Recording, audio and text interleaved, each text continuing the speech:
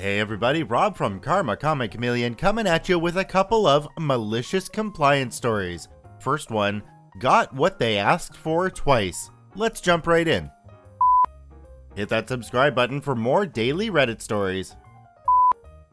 I used to wait tables at an upscale restaurant that was known to be the place to have your holiday or office parties. Great money if you got the right group. The menus were preset, the wine and liquor was preset, and it was all auto-graded at 18%.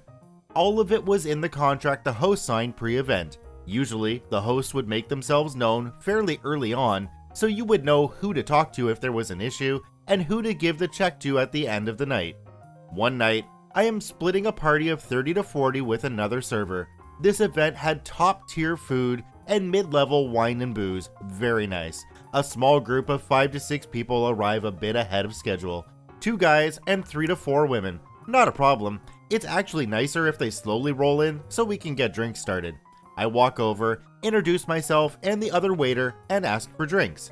Now, this was back in the early 2000s, and chads weren't a thing yet, but the 2 guys were the chattiest chads. If they could have popped their collars in their suits, I'm sure these guys would have found a way. Me and my bro are gonna start with a round of Johnny Walker Blue, and these ladies are gonna have expensive red wine. Turning to the girls, once you have Johnny Blue, you just can't drink anything else, it changes you, bro. If you like, I can put those on a separate tab. The event contract has Johnny Walker Black, but not Blue, and the red wine selection for tonight is less expensive wine. This is our party, just get me what I ordered and don't question me again. Who do you think you are? You're just some waiter? We have MBAs, just get us our drinks.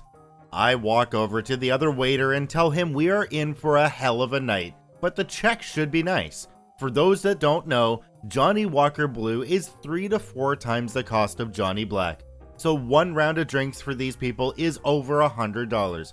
The whole night goes exactly as we thought. Nothing was good enough. The appetizers were crap. The food was horrible. Not enough bread. Too many bread plates. Drinks were taking too long. Why do some people have food and others don't? It's 40 people, man. It takes a minute to get that much food out. To make it worse, chads and co are all over the place, moving seats and making others move so they can talk to who they want. This makes serving hell because we did everything by seat number. Surprisingly, most of the table was normal, not entitled people, and who knew that waiters are people too. They were impressed by the food and graciously ordered the drinks that were in the contract. One older gentleman at the other end of the table from the chads apologized for their behavior, saying they might have fancy degrees and good jobs, but you can't teach class. Love that guy. Finally, they are winding down, and after drinking almost a full bottle of Johnny Blue, along with all the other food and drinks, they have a very hefty check, and the other waiter and I are excited to get paid. We start picking up the dessert plates and asking for last drink requests. The nice older guy at the end of the table says to bring him the check. Not wanting any more interaction with the chads than necessary, I bring it to him. I tell him I can take care of it whenever and go about clearing the table. A few minutes later, he calls me over. Maybe there was a mistake in ringing up the drinks. There's almost $600 for Johnny Blue when the contract I signed only included Johnny Black, and there are some single glasses of wine that are different from what we agreed upon. No mistake, sir. That is what was ordered and drank. He was being awesome, and I felt bad. Why did you give the drinks to them when we clearly had a contract? I apologize, sir. They told me that this was their party, and since I was just a waiter, to shut up and do as I was told. So I did. I'm sorry, I took them at their word. I pointed them out, and he calls them over. What follows was the singularly greatest ass chewing I have ever been witness to. He goes on about how he was doing something nice, but apparently that wasn't enough. About how terrible their behavior was that night, and how he is ashamed for them. But my favorite line was how you see a person's true colors in how they treat people that work for them, and they had shown theirs. Then he calls me back over. Apparently, I thought this was my party. Guess I was wrong. This is their party, and they will be taking care of the check. Oh, and up the gratuity to 25%. You earned it. He turns around and walks off, leaving the chads with the check. All in all, it was about $3K. I have never seen 2 grown men look so defeated. I feel like this story could have had a completely different outcome because OP didn't really know who the host was, and the host did have a contract. So if OP and their business went outside of that contract, I don't think the host would have been required to pay for it. On to our next story. Compliance by not doing my job. Let's jump right in. I used to work as a programmer at a manufacturing facility. Back in the mid-2000s, we added the ability to order certain products online. My job was to build a service that would accept the order requests from the main website and print out labels in the warehouse, which then got stuck onto individual items in the order. The labels were printed on stickers, some were round and some were rectangular. We had 2 special printers hooked up for this, little things about the size of label makers that took spools of stickers instead of trays of paper. This is where all the fun happens. My boss was a total shithead. He was supposed to be in a tech lead or technical manager type of role, but his knowledge of technology was horrible. We should just build the entire website in Perl CGI like the ones I used to do. Translation: I'm too dumb and or lazy to learn anything about new technologies. His management skills weren't any better. On the day he joined the company, the first thing he said to us after mutual introduction was, "I used to work for the IRS, so don't ever piss me off or I'll ruin your life. I still have back doors I put in there." He kind of half acted like he was joking, but seemed half serious as well. He said this another time too, out of the blue at some team lunch or something. Really weird and off-putting, and highly unprofessional, not to mention unethical and possibly illegal. And no, there's no way he had put in any back doors. He couldn't find his own back door with a mirror on a stick. Anyway, my last project at that company was the label printing service. I put in my 2 weeks notice around the time I started working on it. Because boss had no planning skills, he insisted that I just plan for doing the actual coding so I could get it done before I left. He didn't want me to waste time on documentation or knowledge transfer.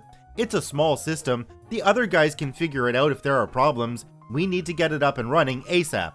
Okie dokie, code only it is. Full compliance with Mr. Boss's orders. I get the first pass deployed within a couple days to spare and spend most of that time tweaking and hardening it and trying to get some sort of documentation in place for the less obvious bits of it. There wasn't much there when I left. Fast forward 2 weeks, I'm at my new job and former coworker Tom calls me. Tom hated Boss as much as I had, but it turns out Boss had put him up to making the call. "Hey Het, Boss wants to ask you something, do you have a minute?" I told him to put him on, well wondering why the idiot didn't just call me himself. Presumably, he thought I'd ignore him. I wouldn't have, partly because I tried not to be a dick, and partly out of morbid curiosity. Boss was very polite to me as he told me how the printers had just stopped working and asked if I had any idea what the problem might be. Needless to say, I was gobsmacked. I held back my snarkier thoughts and just reminded him politely that I don't work there anymore, and without actually being on site to examine the system, there was no way I could help anyway. "Okay, thanks anyway, bye." I found out later from Tom that the printers had been down for a few days and Boss was in a panic, cursing my name to all and sundry. One of his many stellar management qualities was an ability to go straight to yelling and trying to assign blame, skipping straight past all that pesky, focusing on what went wrong and how to fix it BS. He actually went so far as to suggest I had deliberately sabotaged the system. It turned out that the real root of the problem was that the print settings had just reverted or been reverted to the defaults, so the software was running against the wrong paper size and in one case, the wrong orientation. One of the things I didn't document was that the print setup had to be configured specifically for the small round labels and the small rectangular 90-degree rotated labels. I didn't document that because 1. I figured getting the paper size and orientation correct would be self-evident to anybody who had ever used a printer before. And 2, did I mention Boss told me not to waste time on that frippery? If you're wondering how incompetent Tom must have been to not have found the problem sooner, it's because Boss was riding herd on him to suss out where I had up the code.